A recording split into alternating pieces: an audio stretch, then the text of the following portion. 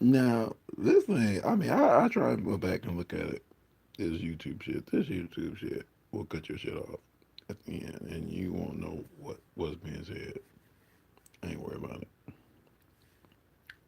But what I do know is that you're saying, Carlos, you're giving us too much information. Please slow down. We need to take time to digest this shit and stuff. I mean, I had that said by Deborah, whatever her name was, when she friended somebody. I mean, they don't see they're connected. They on my Facebook page.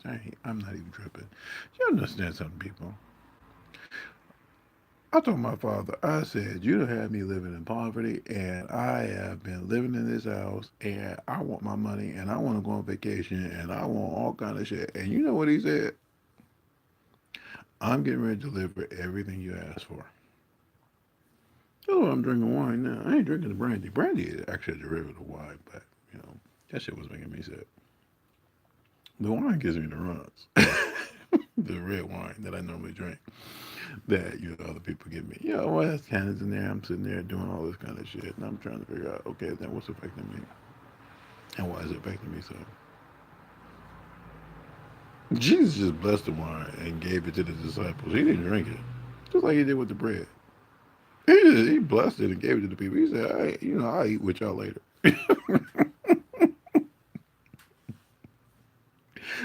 y'all, st- y'all still sitting there trying to figure some shit out. He said, wait a minute. No, it was the Last Supper. Yeah, for them with him. Because, I mean, he ate with them earlier when he was like giving them fish and all that kind of shit. That's when he actually spent time with them, having a meal. But after that, he said, this is Last Supper. Last Supper, Christ didn't eat. Do you understand me? The Last Supper, Christ did not eat.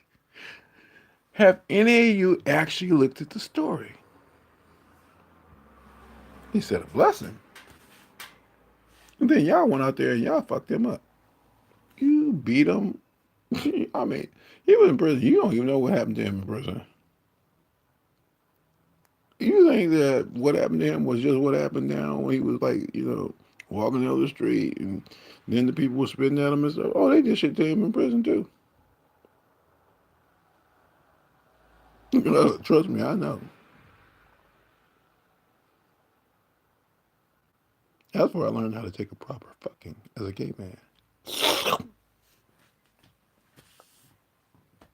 Because the first thing y'all do when you send somebody to prison is you say they deserve that shit. I was looking at this shit online. I was like, Father, that cannot be true. And you have black people and white people talking about what it's like to be in prison and how you have to flip, and all of a sudden you have to sit there and take somebody's dick, whether they want to or not. And then they sit there and say, "Well, the inmates what's on the outside, that's my prison wife, because see, you didn't put me in this prison, and now you robbed me of everything else." And then the warden, they were interviewing the warden and stuff too. All that shit was in the documentary. The warden said, "Oh, we know something's going on in here and it's wrong, but at the same time, we ain't doing nothing to stop it."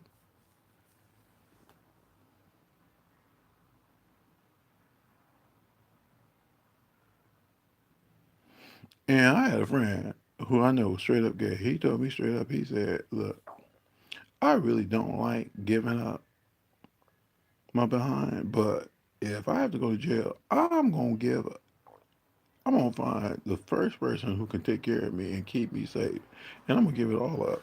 That's what he said. You know what I'm saying? When I told you, I said I was seeing him before he was having like heart palpitations and shit. But it was more than that. Because when I finally got to him and stuff, and he was in Texas, they execute people there. I mean, they kill people all the time there. What he was talking about was that he was losing weight and he didn't understand why he was losing weight. His sister came through, his family, and his sister was a diabetic and put him on a diet that she had that her doctor put her on. And he also he was losing weight, and he didn't understand why he was losing weight because he's sitting there walking everywhere. So couple the fact that he was not consuming the proper amount of calories for somebody who was a man of his size, and he walking everywhere.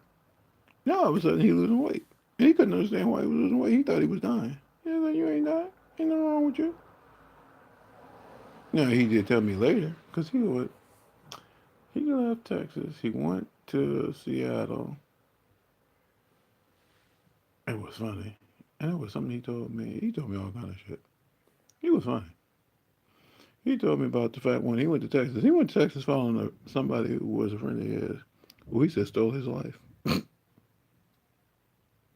Did you hear what I said? It was a friend of his.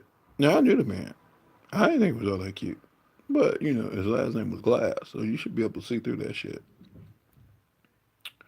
He said, "Oh boy, stole his life and went somewhere else, like D.C. He wanted to go to D.C. He ended up in Atlanta.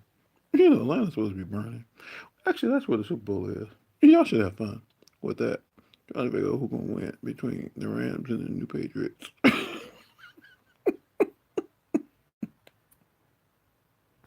I told you. By the way, I don't care. Because you all have to pick a side. And once you pick the side, you know, you're going to have a problem. Because you don't know who I'm rooting for. And as far as I'm concerned, I don't care who is.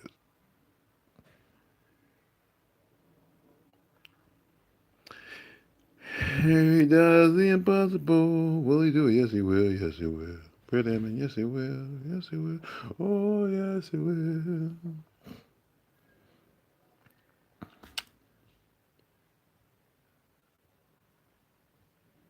Now I'm just spending time and just didn't think about what my father did. I ain't thinking about y'all. Go to hell. Bye.